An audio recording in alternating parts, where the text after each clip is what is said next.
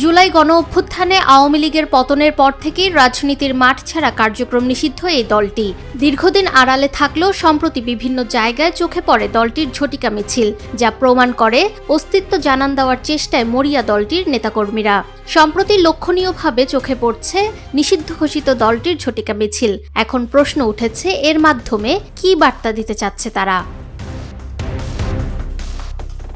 আওয়ামী লীগের প্রতিষ্ঠাবার্ষিকী উপলক্ষে 23শে জুনকে ঘিরে বাড়ছে উত্তেজনা। জোরদার করা হয়েছে নিরাপত্তা ব্যবস্থা। যে কোনো ধরনের কর্মসূচি বা বিশৃঙ্খলা সৃষ্টির চেষ্টাকে কঠোরভাবে প্রতিহত করার হুঁশিয়ারি দিয়েছে র্যাব। এ লক্ষ্যে সারা দেশে আইনশৃঙ্খলা রক্ষাকারী বাহিনী সর্বোচ্চ সতর্ক অবস্থানে রয়েছে। আওয়ামী লীগের প্রতিষ্ঠা বার্ষিকীকে কেন্দ্র করে দলটির নেতাকর্মীদের বিভিন্ন তৎপরতা লক্ষ্য করা যাচ্ছে বলে জানিয়েছে সংশ্লিষ্ট সূত্র। এমন পরিস্থিতিতে পুলিশ সহ আইনশৃঙ্খলা রক্ষাকারী বাহিনীর সদস্যরা দেশব্যাপী সর্বোচ্চ অবস্থানে রয়েছেন।